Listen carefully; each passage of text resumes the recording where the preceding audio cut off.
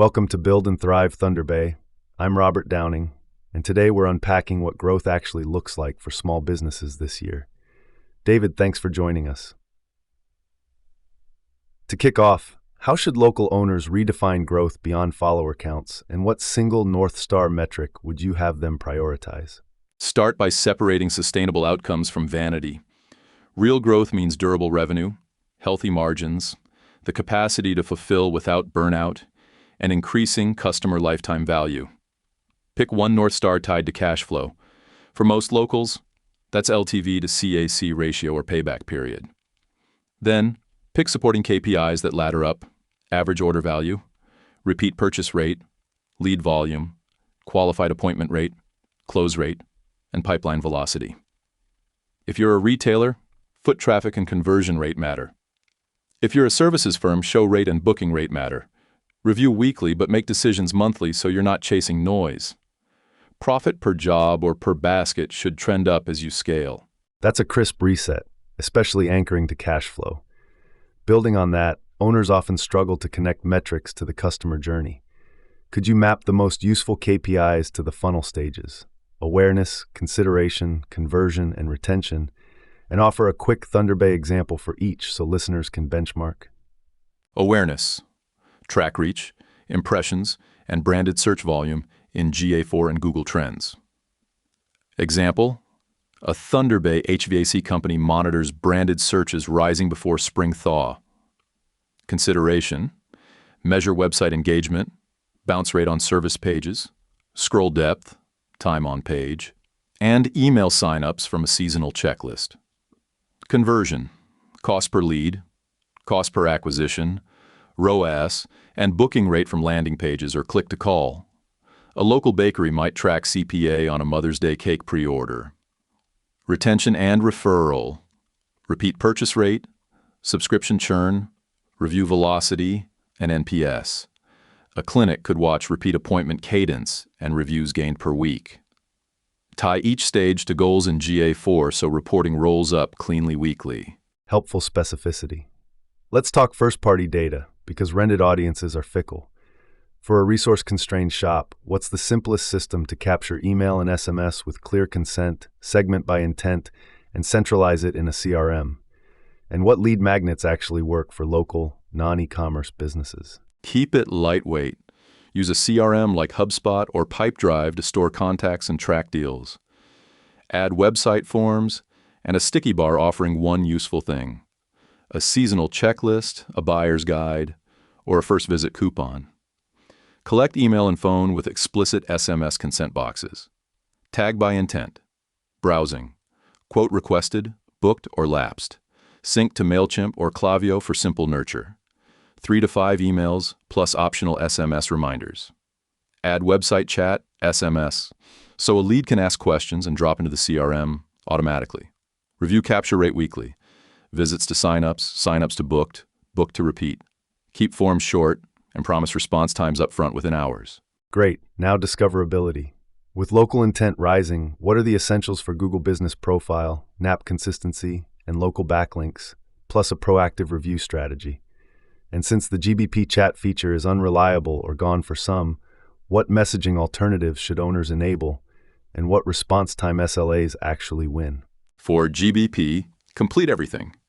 Primary and secondary categories, detailed services, pricing ranges, hours, attributes, and fresh photos. Post weekly offers or updates, and answer Q&A yourself. Keep NAP consistent across your website, directories, and social profiles. Earn local backlinks from chambers, charities, suppliers, and local media. Reviews drive ranking and conversion. Automate requests right after a successful visit or delivery. Include a direct link, and respond to every review within 48 hours. Forwarders. With GBP chat uncertain, enable website chat tied to SMS and turn on Facebook and Instagram DMs. Set a 5-minute response SLA during business hours and advertise it.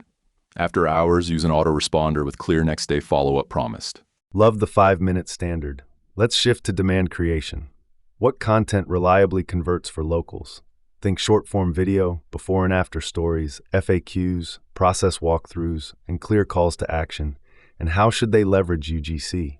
Then, outline a practical paid media mix and budget structure that fits small businesses without overspending. Lead with proof and clarity. Shoot 30-45-second vertical videos. Show the problem, your process, the result, in a single CTA like Book Online.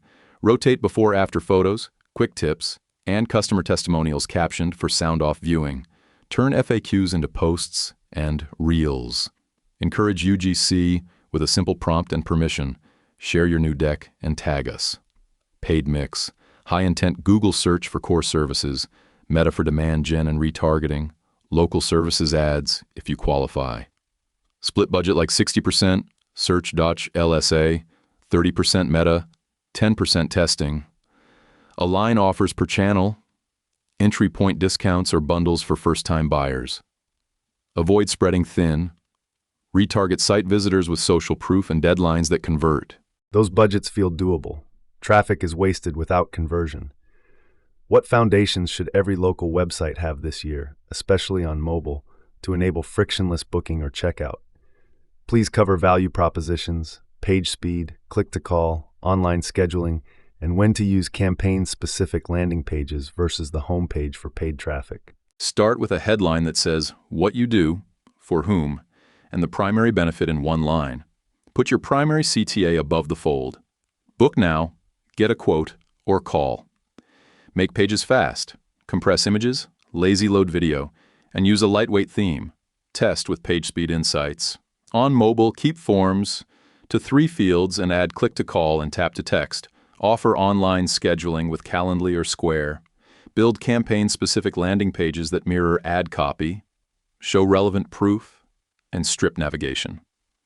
Use clear trust signals, reviews, badges, guarantees, and local photos. Test 1 change per week. Measure lift. Record sessions to spot friction and fix top issues first each month. Excellent. Reputation and community can multiply all this. How should owners build a review flywheel that runs automatically and showcases social proof across channels? And second, what partnerships or community plays, cross-promotions, local influencers, events, chambers, tend to work best here in Thunder Bay, considering seasonality and tourism spikes? Trigger review requests at peak satisfaction, right after a successful service, a clean install, or a second visit. Use Nice Job or Bird Eye to send SMS and email with your direct Google review link. Personalize the ask, include a photo, and follow up once. Respond to all reviews within 2 days, thanking supporters and addressing issues with empathy and a resolution. Showcase reviews on your site, landing pages, and social posts. For partnerships, pair with complementary neighbors, roofers with solar, spas with salons, restaurants with venues, sponsor weather-triggered cleanups, trails, and minor hockey. Collaborate with local media and tourism directories during summer peaks. Coordinate cross-promos and track referrals with shared UTM links consistently. Great mix of credibility and community. Measurement is where many stumble. In a privacy-first world, what should be set up from day one? GA4, disciplined UTM tagging, call and form tracking, meta CAPI, and how do you keep it readable with simple weekly scorecards? Also, outline your 70-20-10 experimentation framework.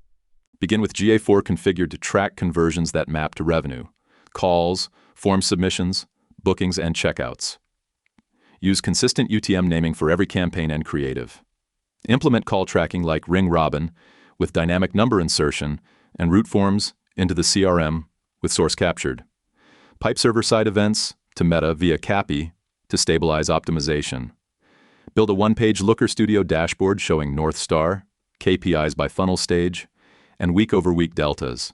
For experimentation, allocate 70% to proven channels and creatives, 20% to structured optimizations, and 10% to new bets. Use hypothesis templates, run A/Bs 2 weeks, and set scale, stop rules. Document learnings and share them in a brief weekly review. Super clear. Growth can break ops if unplanned. How do you approach capacity planning? staffing, scheduling, inventory, onboarding, churn prevention, so marketing doesn't outrun delivery. And finally, could you lay out a practical 90-day action plan for a Thunder Bay owner to audit, implement quick wins, launch campaigns, and build a dashboard?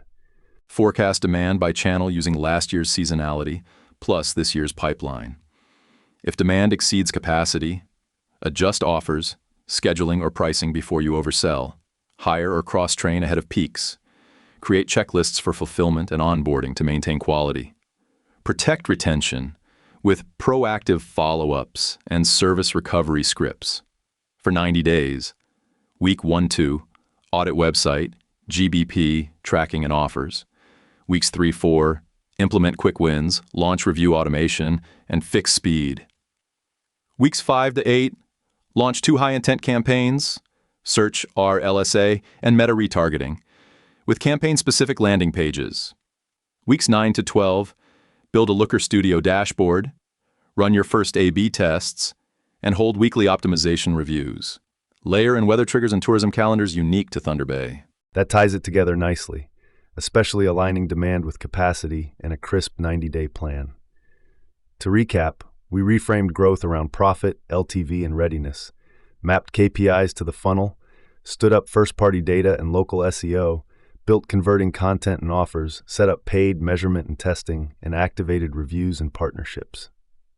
Thanks for listening to Build and Thrive Thunder Bay. Subscribe, share, and act on one play this week for momentum and growth.